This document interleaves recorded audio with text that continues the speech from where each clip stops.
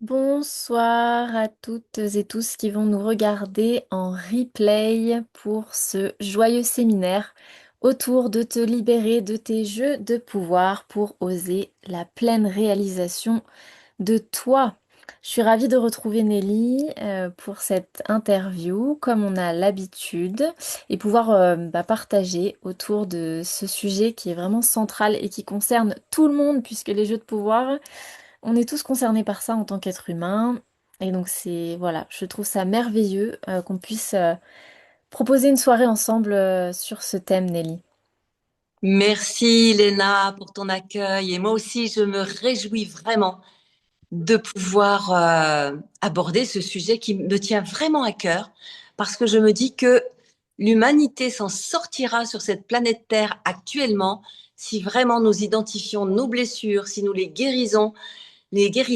Sinon, nous allons continuer nos jeux de pouvoir et c'est la guerre et c'est la destruction et on pourra toujours courir après la paix. Donc pour moi, cette soirée est très, très, très importante et je suis contente de la partager avec toi, Léna, et avec tous ceux qui vont nous écouter. Super. Et donc du coup, tu proposeras un séminaire dans le Vercors sur cette thématique. Ce sera du 22 au 25 septembre. Donc ce séminaire 2026, bien sûr. Tout bientôt, dans un mois.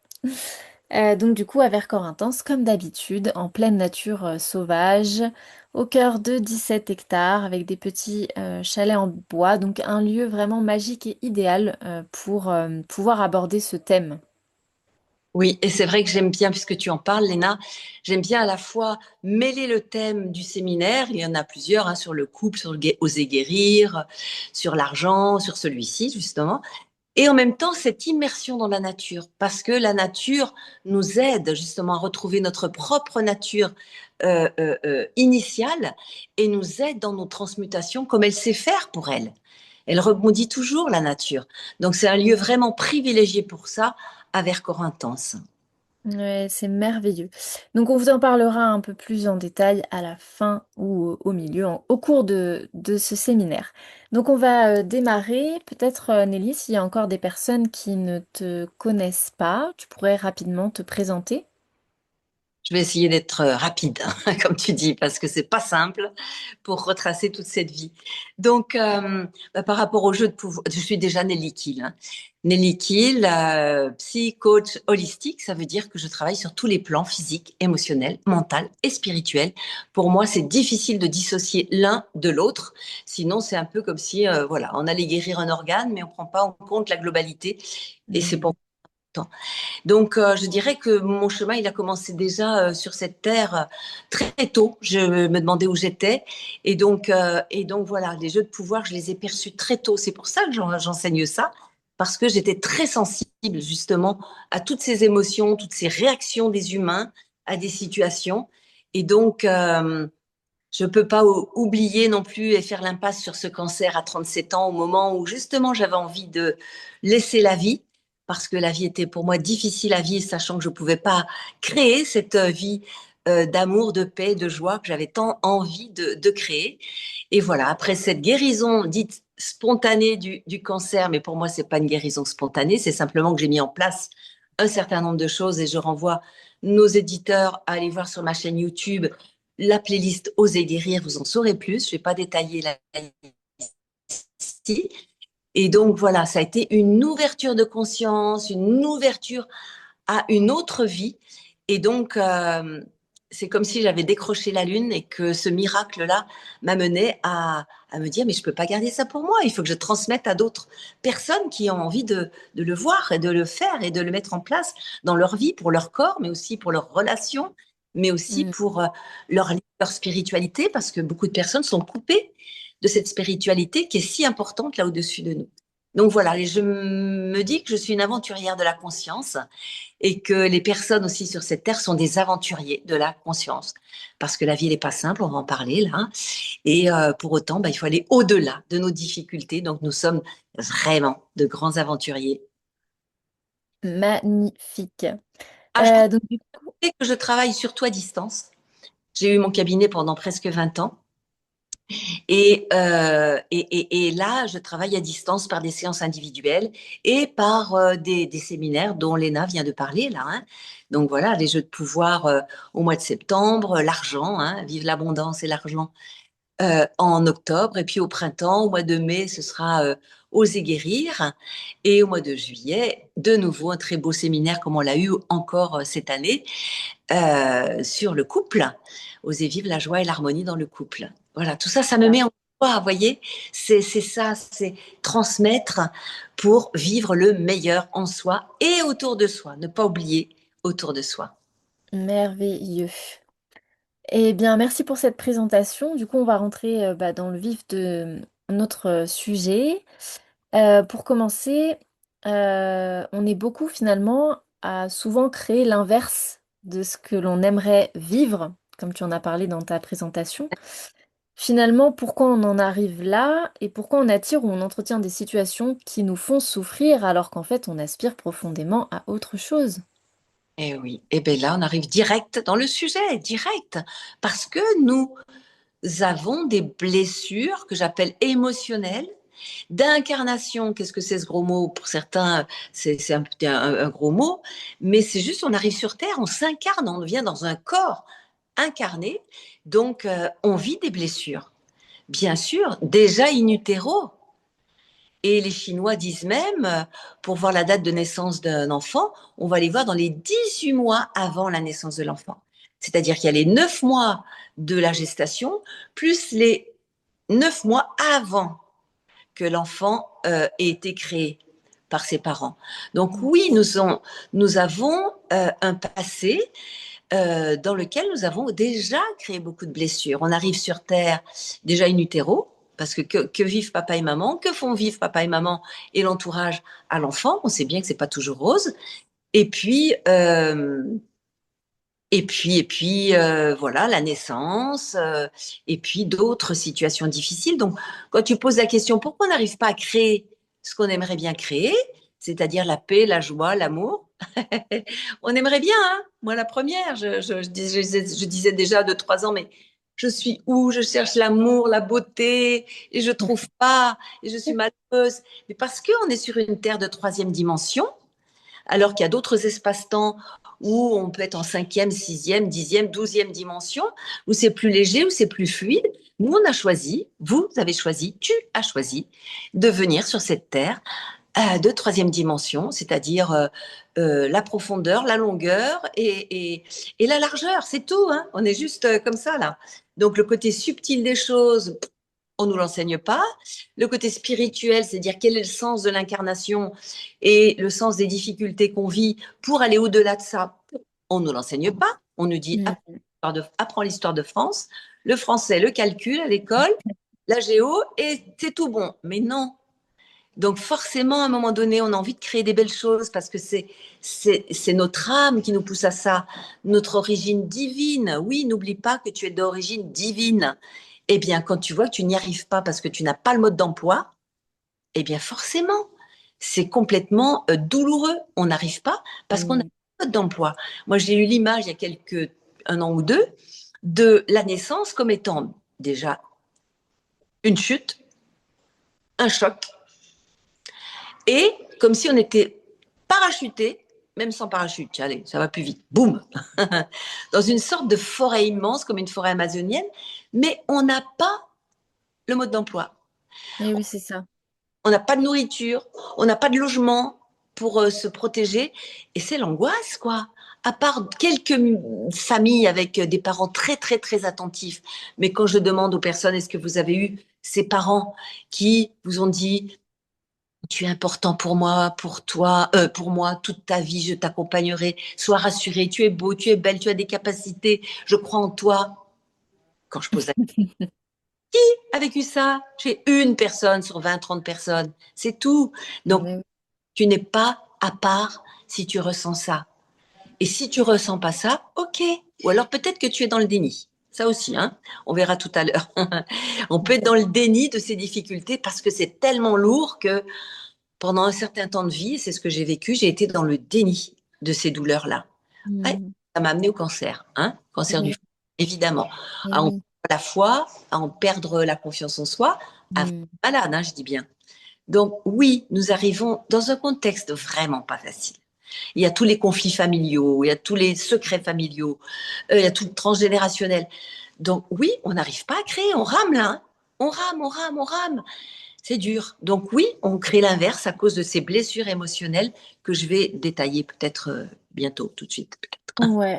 Et donc du coup, je voudrais, vu que tu parles des blessures émotionnelles, finalement, quel est le lien entre les blessures émotionnelles d'incarnation et les jeux de pouvoir? Ah oui. Donc peut-être que je vais détailler déjà un petit peu plus les blessures, parce que là j'ai survolé. Oui. Qu'est-ce que ces blessures?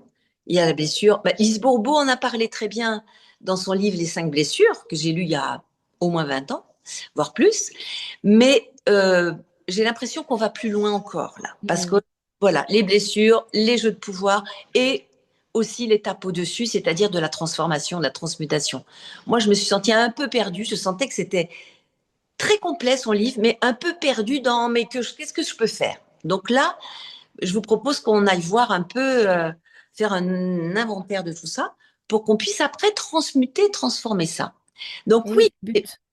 et oui, c'est le but. Les blessures d'abandon, beaucoup connaissent ça. La blessure de rejet, aussi beaucoup connaissent ça. Il y a la blessure de trahison, la blessure d'humiliation, de persécution et d'injustice. Avec tout ça, il y en a forcément une qui vous touche le plus. Parfois, vous allez me dire, oui, mais est-ce qu'on n'a pas un peu tout? Oui, bien sûr qu'on a un peu tout. Il y a un moment de ma vie où je me suis dit, waouh, mais qu'est-ce que c'est dur. Et j'ai pris conscience que je les vivais toutes, dans différentes situations, hein, mais toutes. Donc oui, on peut être amené à vivre toutes les blessures. Il n'y a pas de souci. Pour bien bosser, on nous fait vivre tout ça. Mais Mm. il y a une qui est principale. Et avec chacune des blessures, il y a une émotion associée. L'émotion associée, c'est l'abandon, le ressenti d'abandon, c'est la tristesse. Le ressenti de trahison, c'est la colère. Le ressenti d'humiliation, de persécution, d'injustice, c'est la culpabilité. Et l'autre, le rejet, c'est un déni des émotions. Mais à l'intérieur de soi, c'est le tsunami, c'est le volcan, mais c'est juste... Mm. mais c'est une accumulation d'émotions, mais c'est le déni. Donc c'est pas mieux. Voilà. Donc là, c'est l'état des lieux, des blessures, des émotions, et on peut passer toute sa vie à, à vivre dans cet état-là, et surtout que ça amène des jeux de pouvoir, parce qu'on se sent tellement, mais tellement mal dans ces blessures-là, que au lieu d'aller chercher les réponses de manière saine, c'est-à-dire dans la méditation, dans la prière, dans la nature, oser poser des questions à la vie, on n'a pas appris tout ça. On Eh l'apprend au oui. travail de développement personnel, dans mes accompagnements, ça fait partie des choses, et puis il y a d'autres choses aussi, bien sûr. Et on ne sait pas faire ça.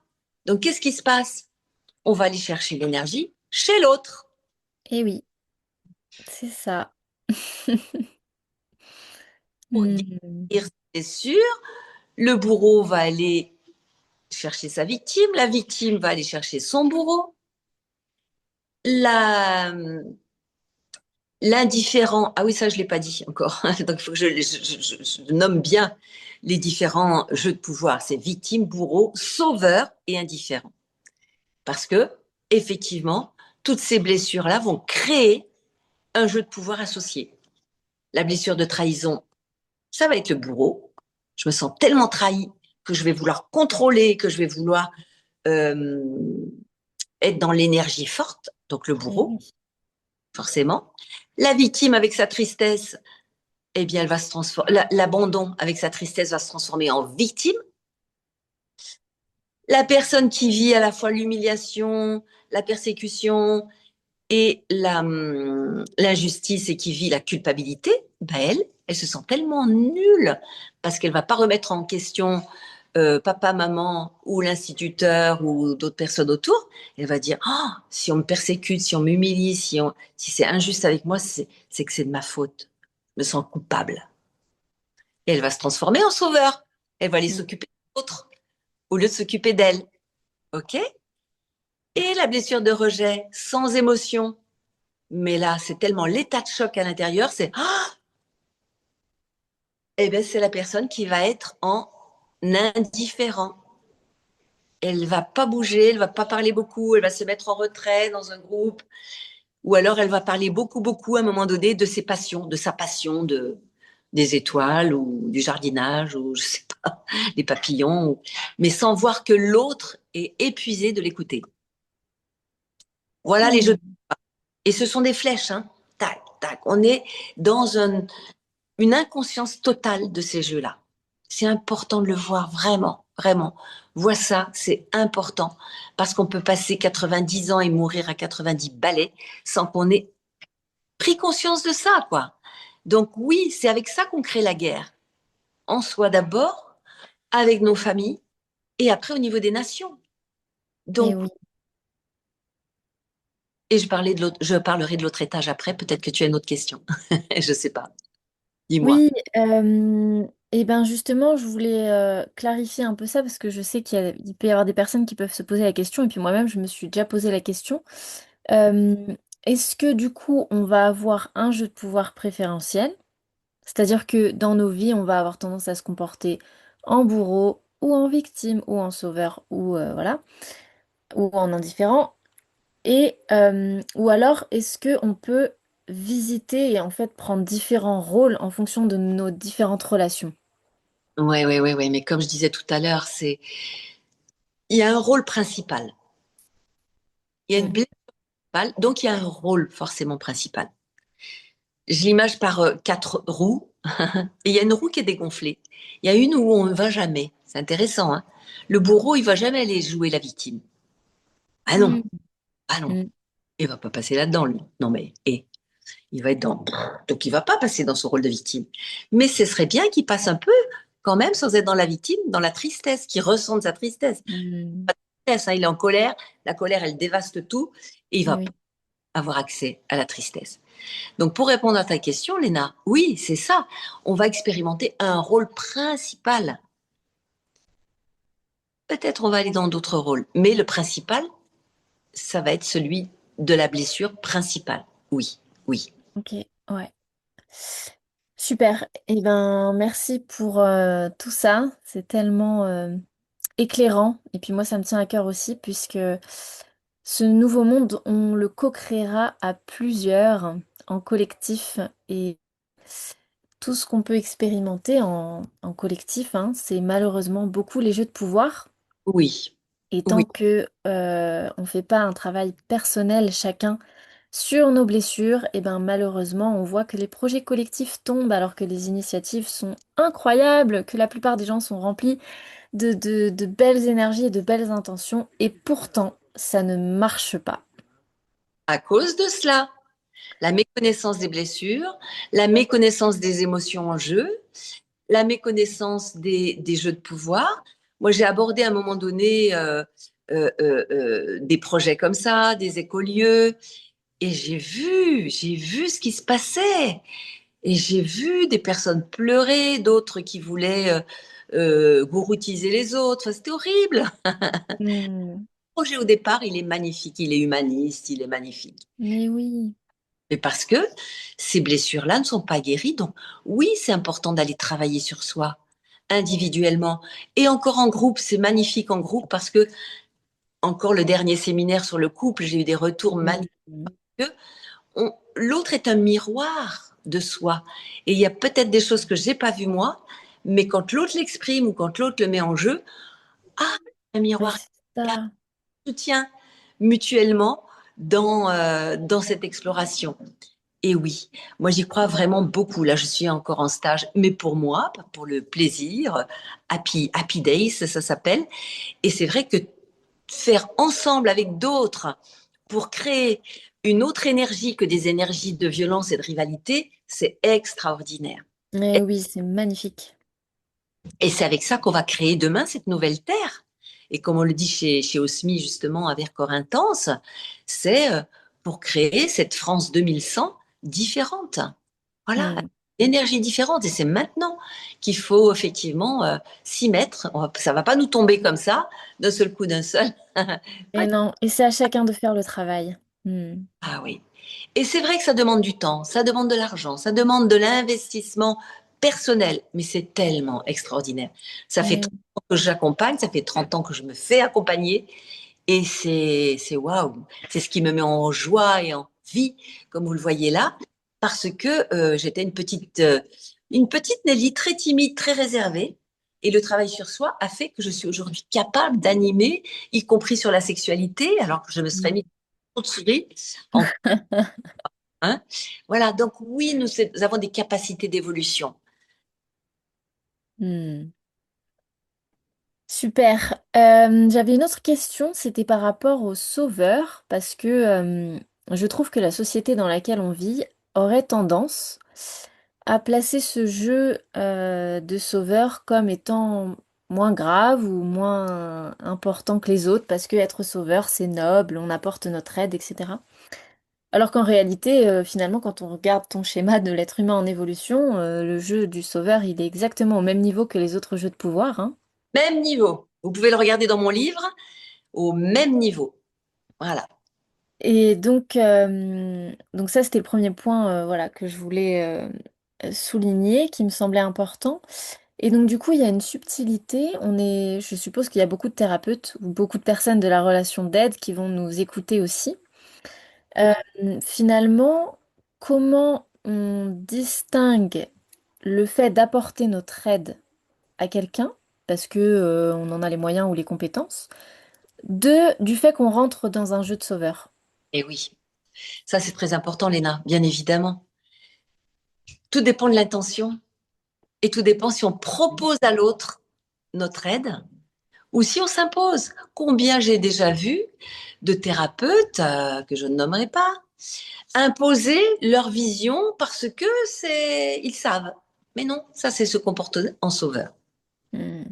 Ou des amis, la meilleure amie qui t'impose sa vision de tes difficultés, de comment tu devrais t'habiller, comment tu devrais te peigner, comment tu devrais faire. Non, non. C'est se comporter en sauveur. Et des thérapeutes ou des personnels enseignants, médicaux, voilà, ils savent pour l'autre. Le sauveur, c'est ça. Il sait pour... Hmm. Alors qu'il peut faire le même job en proposant, en soutenant. Ou même dans nos familles, hein, c'est pareil, même dans le rôle des parents. Quand les parents disent, voilà, et encore il n'y a pas très longtemps, c'était tu seras médecin mon fils, parce que j'ai été médecin, je connais quelqu'un comme ça, hein, il a fini alcoolique et là j'ai appris qu'il était mort. Parce que tu seras médecin mon fils, il voulait pas faire ça là, lui, il voulait être dans la politique. Voilà. Et ben il a été un médecin, j'ose pas dire comment, mais pas respectueux de Hmm. l'autre. Voilà, il a été médecin psychiatre. Je lui disais, mais qu'est-ce que tu fais avec tes patients? Bah rien. Mais j'ai dit, comment rien? Moi, je les laisse parler. Horrifié. Voilà. Donc, lui, c'était pas dans le sauveur, c'était que le père avait été dans un rôle mi-bourreau, mi-sauveur. Tu feras comme ça. Hmm. Je te dis ce qu'il faut faire. Le sauveur, c'est ça. C'est je te dis ce qu'il faut faire pour ta vie. Eh bien non. Chacun a à aller chercher ce qui est bon en soi pour faire sa vie. Et donc, si l'autre dit non, eh ben c'est peut-être qu'il n'a pas envie de cette aide. Et c'est vraiment à respecter. Là, en ce moment, dans ma famille, il y a quelqu'un que je ne suis pas autorisée à voir, je ne dirai pas qui, mais je l'accepte parce que je me dis, sinon, je vais me comporter soit en bourreau, en faisant le forcing, soit en sauveuse, parce que je vais savoir, oui, je sais Hmm. qu'il devrait faire et pas faire pour s'en sortir. Mais c'est pas parce que je suis là, dans cette famille-là, que je suis amenée à avoir ce rôle-là. Ça a été difficile pour moi d'accepter Hmm. ça.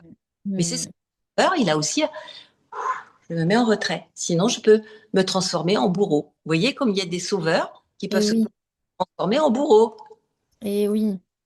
Et c'est là où c'est subtil, hein, ces jeux de pouvoir, hein. Très subtil, très Hmm. subtil. Et dans la société telle qui existe, on valorise le sauveur parce qu'il va aider. Oui, aider s'il a demandé, si l'autre veut de l'aide. Et là est la nuance, et elle est très importante. Ouais. Et dans les séminaires, on va aller justement, grâce à des jeux de rôle, quoi, à des mini-constellations, grâce à des prises de conscience, des intériorisations, grâce à des connexions avec l'enfant intérieur, Tout ça va permettre d'identifier ce qui se joue depuis notre naissance et d'aller le transmuter, le transformer, le déposer pour vivre autre chose en conscience. C'est magnifique. Hmm. Merveilleux. Alors justement, tu nous parles de transmutation parce que bon, c'est bien beau tous ces jeux de pouvoir, mais c'est quand même un peu lourd. Bon, hein, je reconnais. Ce qui est intéressant, évidemment, c'est de voir comment on peut aller au-delà de tout ça. Et donc, est-ce que tu veux bien nous présenter pour chacun des jeux de pouvoir, finalement, comment on passe à l'étage supérieur? Hmm, merci à toi. Oui, c'est ça, c'est un enjeu. Mais est-ce qu'on en a envie? Parce que, comme je disais, on peut rester à ces jeux de pouvoir et on va mourir à 90 ans, voire plus. Hmm. On n'a rien expérimenté de plus. Je connais quelqu'un de ma famille qui est décédé comme ça, avec sa colère, avec sa tristesse, les deux mélangés. Voilà, donc le reste se fera dans une autre vie. Mais c'est dommage de ne pas se donner les moyens aujourd'hui de bosser sur ça pour pouvoir mourir en paix. Le but, pour moi, c'est de mourir en paix. Parce que si on meurt encore dans ces jeux de pouvoir, je connais une personne qui a travaillé avec moi, son épouse est partie en colère, étant persuadée qu'il l'avait, comment dire, trompée. Or, c'était pas le cas. Et je trouve que c'est tellement dommage. Donc, qu'est-ce qu'il faut faire à ce moment-là pour éviter tout ça? Eh bien, accepter d'aller travailler sur soi. Oui, lire. Oui, regarder des vidéos comme celle-ci. Mais ça ne suffit pas. À un moment donné, si tu lis des livres de recettes ou des vidéos de recettes de cuisine, certes, c'est appétissant, ça te donne envie, mais si tu vas ouvrir ton frigo et ton placard pour aller faire la recette, ça va pas te nourrir. Ben, c'est pareil. Bah oui, c'est pareil. C'est Hmm. pareil. Donc, va trouver un bon psychothérapeute, quelqu'un qui va justement te permettre d'aller travailler sur tes blessures, d'aller guérir cet enfant intérieur blessé qui va répéter, répéter, répéter Hmm. encore les mêmes situations de manière inconsciente pour qu'un jour, eh bien, cette blessure d'abandon avec la tristesse qui te transforme en victime, eh bien, elle se transforme tout simplement en personne consciente. Voilà, tu deviens conscient de ça, les blessures sont guéries et c'est possible, c'est vraiment possible. J'en suis témoin et je vois des centaines, voire des milliers de personnes qui ont fait ce travail-là et c'est magnifique. Eh bien oui, la personne qui est vécue, là, se positionne en victime, là, à l'étage au-dessus, où elle a travaillé cette blessure, elle est enfin responsable d'elle-même. Elle sait demander de l'aide parce qu'elle a perçu justement ses blessures. Elle demande de l'aide. Elle voit sa propre responsabilité dans les situations qu'elle a créées, co-créées. Je sais que ça va réagir et dire oui, mais celui, le bourreau qui est venu vers la pauvre victime, elle n'y peut rien. Humainement, oui, elle n'y peut rien. Spirituellement, il faut savoir que nous avons choisi nos situations difficiles. Donc, Oui. à cet étage-là, elle a tellement bossé sur elle que elle se dit, je vois aussi ma responsabilité. Et ça change tout. Et elle demande de l'aide et elle accepte de voir sa vulnérabilité. Alors qu'avant, elle va être dans la plainte. Hmm. Hmm. Pas dans sa vulnérabilité. Oui, je me sens vulnérable et je demande de l'aide. Ça change tout. Après, celui qui a vécu la blessure de trahison avec la colère et le bourreau, là, en ayant fait son travail sur lui, qu'est-ce qu'il va faire? Eh bien, il va enfin apprendre à se déterminer, s'affirmer, mais pas être dans le wow, en avant, je contrôle l'autre. C'est du contrôle. Je contrôle ma vie, je contrôle la vie des autres parce que j'ai vécu cette trahison ou ces trahisons.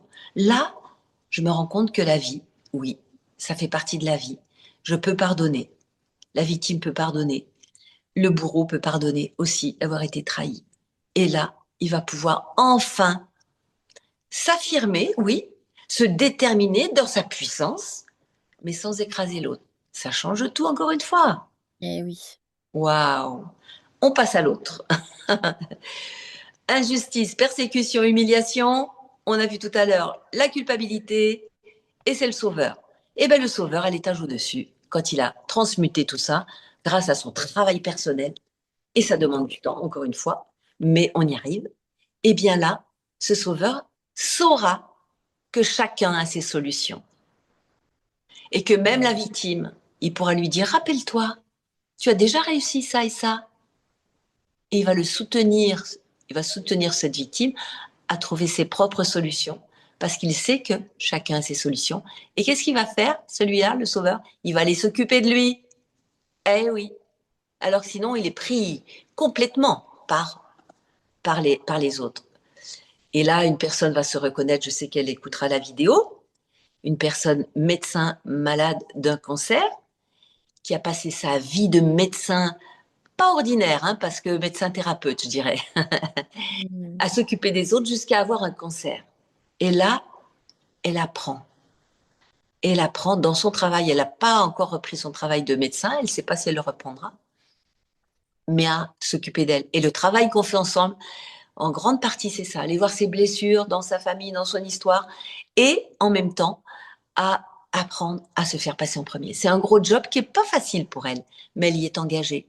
C'est très important de lâcher le rôle du sauveur et peut-être qu'un jour, elle reviendra à son métier de médecin, mais en privilégiant sa propre vie aussi. Et la maladie, elle est là pour ça, hein, pour nous recaler, nous recadrer. Je me suis éloignée des besoins essentiels. Allez, une petite maladie là, de derrière les fagots, comme j'ai vécu moi il y a 30 ans. Et c'est là pour écouter le message. Mm.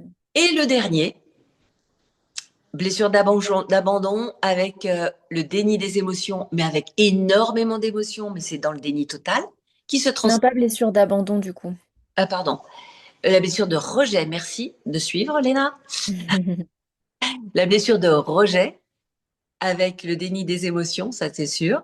Et la personne qui vit le rejet, qui est en retrait et qui est l'indifférent. Je ne sais pas si j'ai nommé tout à l'heure, tiens, en fait. Si tu l'as nommé, oui, oui. L'indifférent qui est toujours en retrait. On lui court après, mais oui, c'est ça. On lui court après, mais absent, dans la fuite.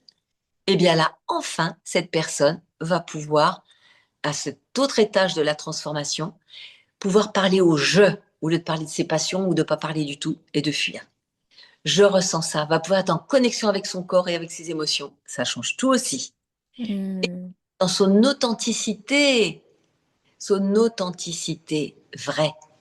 Et là, ça crée du lien et ça crée plus de la séparation. Et oui. Et ben ça fait du bien d'entendre tout ça quand même. Oui, Et de d'autant voir.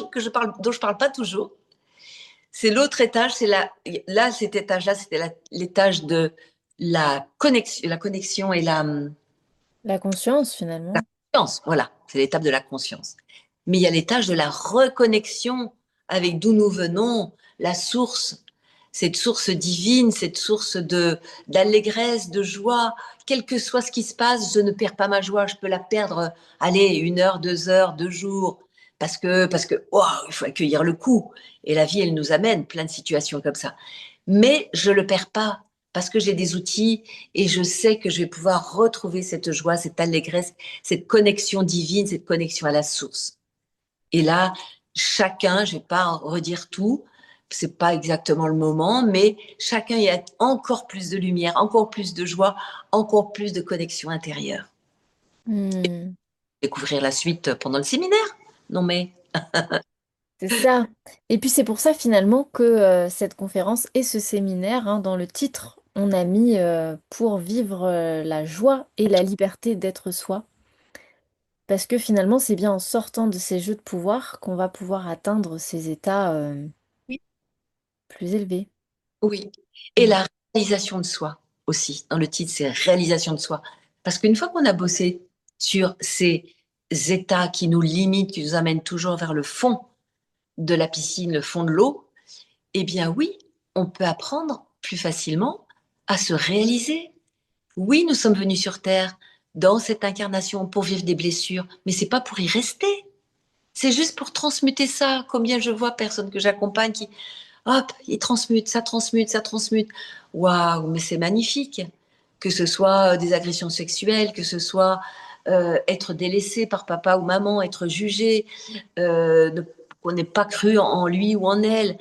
Waouh, ça fait des miracles pour aller vraiment vers cette réalisation de soi. On est venu sur Terre pour ça, pour ça. Eh oui, Porte. merveilleux. Yes. Il y a une dernière question que je voulais te poser. C'était que finalement, ben, ces jeux de pouvoir, on les crée pas tout seul, hein. On crée enfin, c'est minimum à deux, hein, qu'on crée un jeu de pouvoir. Est-ce que ça veut dire que du coup, finalement, chacun a sa responsabilité, puisque c'est un jeu qu'on co-crée chacun? Si, par exemple, moi, je guéris ma blessure d'abandon, je sors de ma position de victime, Oui. est-ce que ça veut dire que je n'attirerai plus de bourreaux? Je dirais que ça n'empêche pas d'en attirer, mais sauf que à ce moment-là, la personne va réagir différemment. Hmm. Elle va savoir faire un pas de côté quand elle va reconnaître que l'autre est dans son bourreau. C'est-à-dire qu'il va juger, qu'il va pas accepter la personne telle qu'elle est, qu'elle va se mettre en confrontation. À ce moment-là, ça c'est le moment de l'état de choc, de dire ouf là, j'en me rentre dedans, là c'est dur. Mais cette personne sera en mesure de faire un pas de côté, d'attendre que ce bourreau-là, entre guillemets, hein, parce que le mot est fort quand même, hein, bah, puisse se ressaisir, puisse éventuellement demander de l'aide pour dépasser ce comportement-là, mais va pas rester dans cette situation où elle va rester victime encore, encore, encore. Eh oui. La victime, elle se sent complètement impuissante. Donc, Hmm. elle va pouvoir mettre du sens sur ces jeux-là. Ouais, donc c'est la conscience et la reconnaissance rapide en fait des jeux de pouvoir qu'il y a en face qui nous fait prendre du recul et nous comporter différemment. Bien sûr, Hmm. oui, oui, oui. Et je pense que la vie peut amener moins, quand même, moins de situations qui bousculent. Parce que, pourquoi? Parce qu'on va choisir de plus en plus des lieux de vie, des personnes, Oui, orientations qui nous respectent, puisqu'on est dans la conscience. bien sûr. Bien, comment ça a changé ma vie? J'ai changé de métier. Je suis passée d'assistante sociale au Conseil général de Charente-Maritime à psychothérapeute, à faire des voyages, à me former toujours et toujours. J'ai exploré plein de choses différentes, et le clown, et la danse libre, et le chamanisme. Je suis chamane, mais je le dis pas. Mais là, ça y est, c'est dit, c'est bon. Oh, c'est dit. Euh, Parce que voilà, j'ai été enseignée aussi à ce niveau-là, et parce que je suis allée vers tout ce qui me nourrissait. Alors qu'avant, quand on est dans ces jeux de pouvoir, bah, le sauveur va, elle est à fond dans son boulot de sauveur, il n'a pas le temps pour faire autre chose. La victime, pareil. L'indifférent, pareil, va se scléroser sur ses une ou deux passions, mais va pas ouvrir à d'autres choses. Et puis, le bourreau va passer son temps à être en réaction avec les autres. Ça prend beaucoup d'énergie, ça je l'ai pas dit, mais ces jeux de pouvoir prennent beaucoup d'énergie et épuisent, rendent malade et amènent le conflit. Donc, on Bien est pas sûr. loin.